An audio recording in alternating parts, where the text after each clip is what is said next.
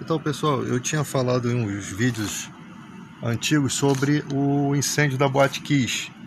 E ocorreu agora em 1º de janeiro na Suíça. No caso seria 31 de dezembro aqui no Brasil, mas no horário de Brasília lá seria 1º de janeiro.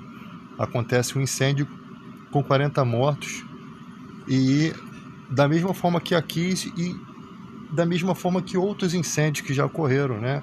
Na Rússia, em outros países. Materiais pirotécnicos com espuma em um ambiente fechado, sem sprinkler, né, para apagar o fogo, espumas que não são anti-chamas, apesar de já existirem espumas anti-chamas, e até materiais pirotécnicos que o fogo não expande, né? Aí me trouxe a lembrança e vim pesquisar sobre a Boate Kiss, né? É muito triste porque tem novas informações. Na época eu fiz um estudo que a ocorrência da Boate Kiss, por coincidência, ou não, sei lá, ocorreu no dia 27 de janeiro de 2013 e é exatamente o dia em que se tem a lembrança das vítimas do Holocausto, né? As famílias lá que foram mortas em Auschwitz, né? Os judeus que foram mortos. E impressionante a coincidência que essas pessoas foram mortas em câmaras de gases cianeto. E a espuma que queima nessas boates, essa espuma, ela se transforma em gases, e um dos tipos de gases é o cianeto, né? Aí você tem algumas informações do que dizem, né? Essas boates, elas costumam ter figuras temáticas, né? Figuras históricas. Algumas pessoas dizem, né? Tem figuras provocativas ou sexuais, né?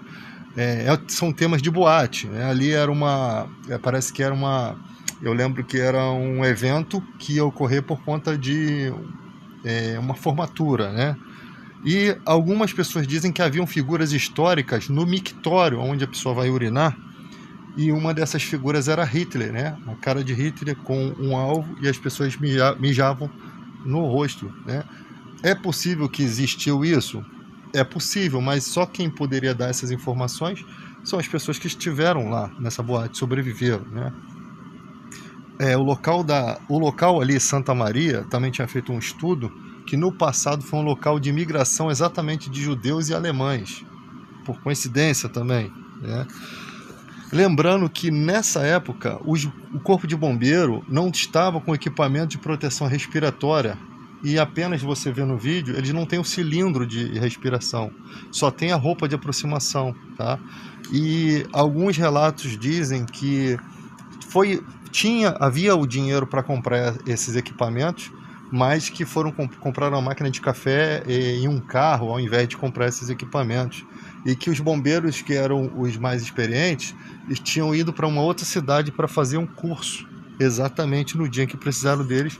Então os que estavam ali eram os mais jovens do corpo de bombeiro. Então essas informações foram denúncias do próprio réu, né, que era o dono da boate. Vocês podem acompanhar aí, né, que ele vai dizer que fez modificações na boate, porque se não tivesse feito modificações, a morte seria pior, né?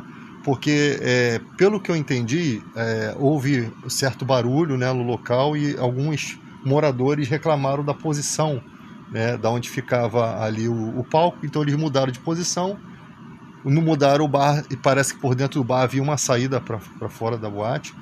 Quando você entrava na boate, tinha que passar pela segurança, né? Então havia um paredão, e ali você entrava por uma portinha ao lado e passava para dentro da boate. E pessoas que estavam ali pela primeira vez, né?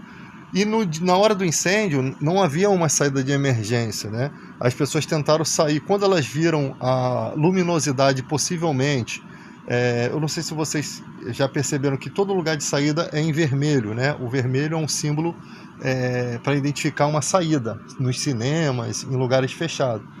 Parece que nesse banheiro, onde eles pensaram que era a saída, tinha, eu acho que ele e ela, né, uns negócios que utilizam, né, para informar se o banheiro é feminino ou masculino, e no meio da fumaça, aquela cor vermelha parece que fez com que as pessoas pensassem que ali era a saída.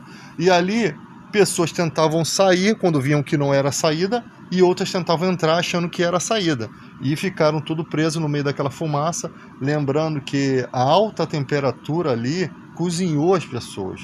era fumaça para matar asfixiado, e não dava para você deitar e se esconder da fumaça, né?